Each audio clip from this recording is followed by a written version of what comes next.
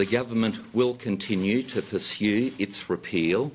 Today we had the legislation before the Senate, and there were amendments that were moved which we were willing to support, but they were withdrawn by Palmer United themselves on the basis of the clerk's advice.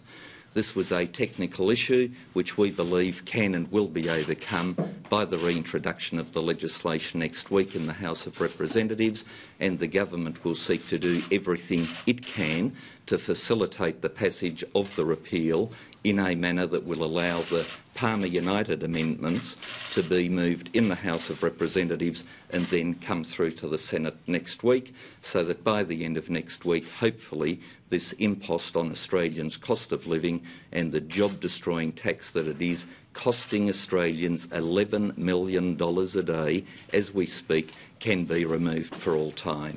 I'll now pass to Minister Hunt. The government will reintroduce the carbon tax amendment bills in the House of Representatives on Monday. We are determined to honour the will of the Australian people.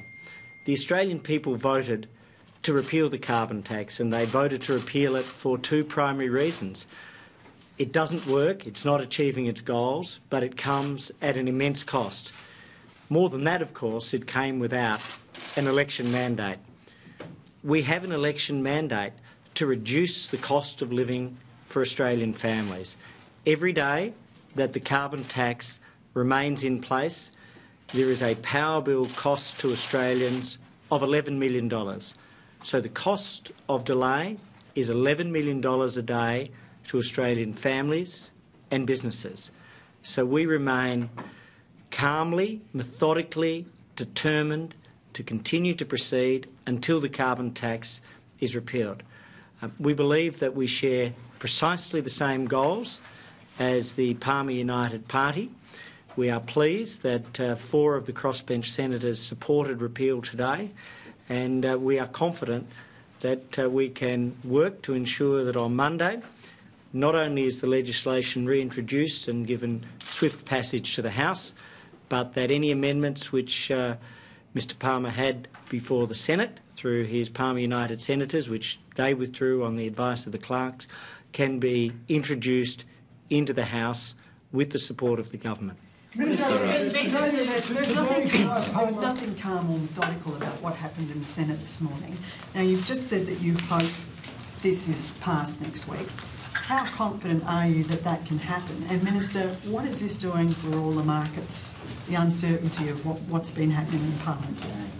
The government does see the need to have this legislation passed as soon as possible. The Palmer United Party are committed to the repeal of the carbon tax, as is the government, so I believe that next week we can resolve the issues that were of a technical nature on which the clerk gave advice, on the basis of which Palmer United withdrew their amendments, but those amendments can be moved in the House of Representatives and then moved to the Senate. And on the second, I'll deal with the second part of Sabra's question. There is a need to ensure that the electricity markets are given the outcome which they have predicted. The electricity sector has acted in good faith, and there is an importance to proceed quickly and swiftly.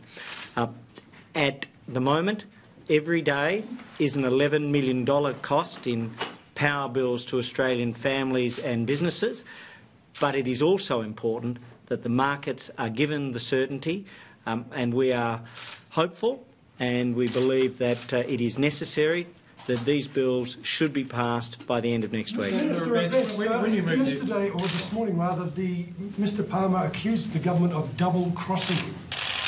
Well, I'm not sure that that is what he said, but as far as the government is concerned, we have worked very purposefully with Palmer United. We have agreed with their amendments. They withdrew their amendments on the clerk's advice. In an embarrassing way. Why wasn't all of this done in negotiation yesterday or the day before? I might add something briefly here.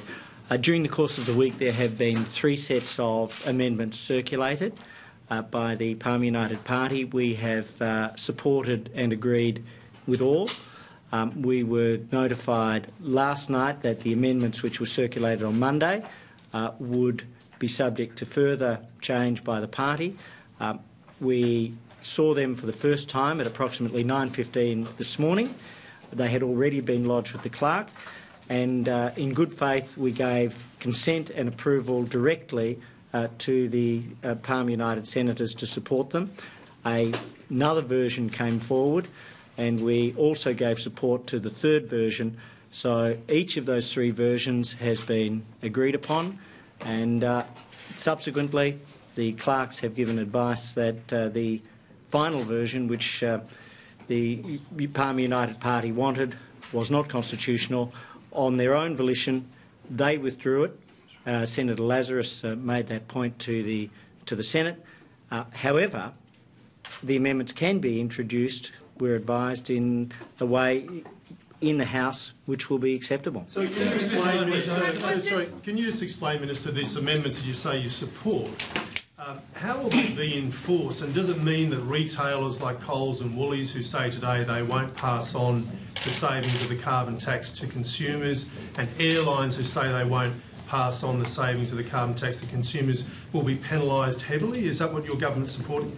Well, the amendments speak for themselves, the penalties speak for themselves, and we have indicated our support for the regime that was moved by Palmer United, which has now been withdrawn by Palmer United, but will be introduced in the House of Representatives. I would read the amendments. What does it mean in practice? What will happen to Coles and Woolies if they don't pass on the benefits of axing the tax? Well, right from the outset, the government's own legislation included penalties of up to $1.1 million for corporations that failed to deal with the full cost of the carbon tax. So those amendments, those provisions are in the existing legislation, and the Palmer United Party's original Monday version and today both include additional enforcement, entirely in line with the government's position. The message is very clear. Power companies and gas companies will have to pass on the full cost savings to families. We're in agreement on repealing the carbon tax.